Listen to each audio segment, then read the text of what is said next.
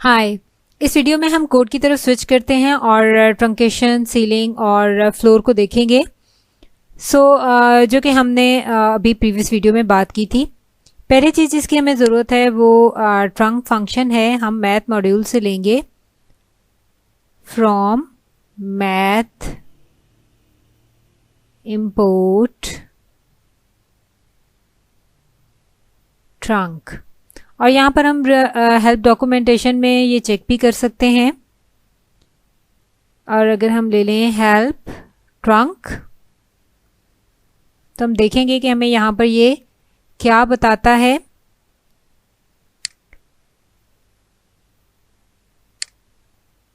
तो ये हमें यहाँ पे आपको हमेशा बताएगा कि एक्चुअली यहाँ पर जो कुछ हो रहा है ये कुछ रियल नंबर लेता है, और इस केस में हम फ्लोर का इस्तेमाल कर रहे हैं, लेकिन आप दूसरे रियल नंबर का भी इस्तेमाल कर सकते हैं।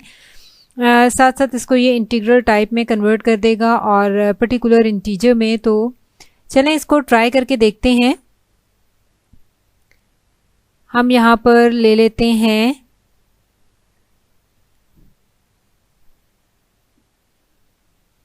प्रिंट ट्रंक 10.3, 10.5 और साथ में ट्रंक 10.9 भी हम ले लेते हैं। इससे फ़र्क नहीं पड़ता कि हम 10 से कितना दूर हैं या कितना करीब है, और जब तक हमारे पास यहाँ पर डेसिमल पॉइंट से पहले प्रीफिक्स 10 है।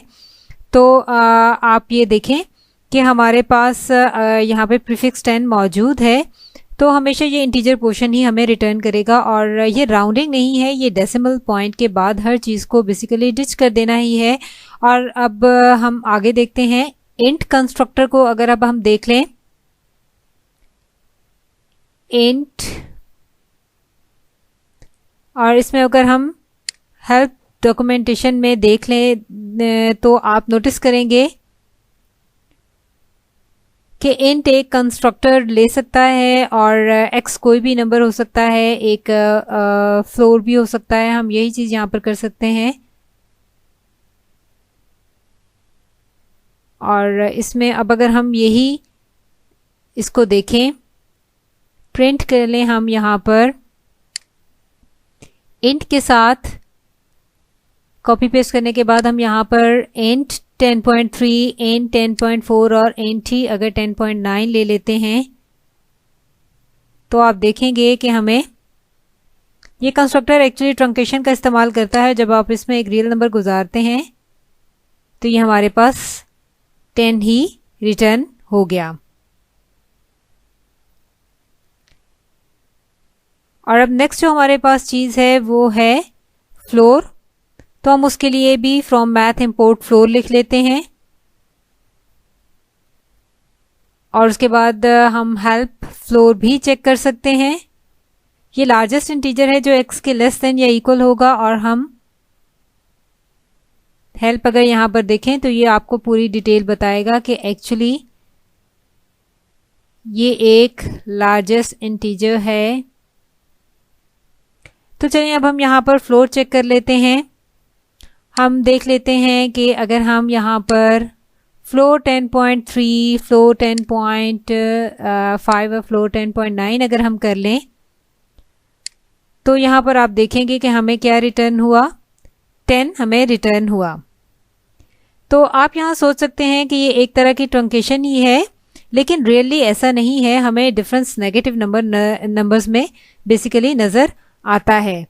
अगर हम यहाँ पर हमारे पास बेसिकली डेसिमल पॉइंट के बाद नंबर डिच होता हुआ ही नज़र आ रहा है, लेकिन जब आप नेगेटिव नंबर्स का फ्लोर चेक करेंगे तो आप देखेंगे कि ये ट्रंकेशन और उनका दोनों का मीनिंग हमें सेम नज़र नहीं आएगा। और हमें यहाँ पर बहुत ही केयरफुल होना होगा, क्योंकि ये दोनों सेम चीज़ें नहीं हैं। इनका मीनिंग तब तक ही सेम है जब तक ट्रंकेशन की बात हो, लेकिन जब तक पॉजिटिव नंबर्स के साथ ट्रंकेशन की बात हो। लेकिन जब बात नेगेटिव नंबर्स की आती है तो मीनिंग डिफरेंट हो जाता है। Negative 10.3, negative 10.5 and negative 10.9।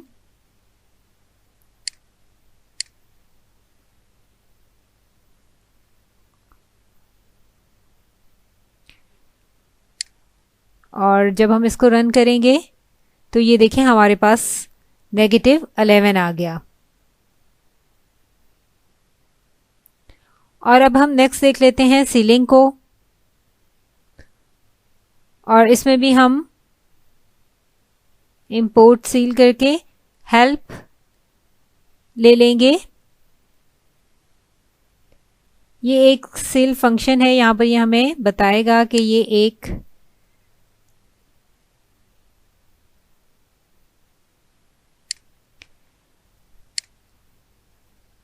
अगर हम इसका भी हेल्प चेक करते हैं तो हमें यही बताएगा कि ये एक सील फंक्शन है जो कि x का ceiling is equal to return हमें करेगा, और ये स्मॉलेस्ट इंटीजर है जो कि x के इक्वल या ग्रेटर देन होगा। और अगर हम अब हम सीलिंग देख लें 10.3, 10.5 और 10.9 का, तो आप देखें कि आपके पास रिटर्न होकर क्या आएगा। ये हमारे पास 11 आ जाएगा। ये बेसिकली हमारे पास इसका नेक्स्ट ही इंटीजर दिखता है जो कि ग्रेटर देन हो, और हमारे पास जो भी नंबर मौजूद हो। ऑफ कोर्स जब हम नेगेटिव नंबर्स के साथ डील करेंगे तो यहाँ पर हमें केयरफुल होना होगा। अब अगर हम यहाँ पर नेगेटिव को साथ देख लेते हैं तो ये हमारे पास -10 आ चुका है। So okay, all right for today. मिलते हैं नेक्स्ट वीडियो में।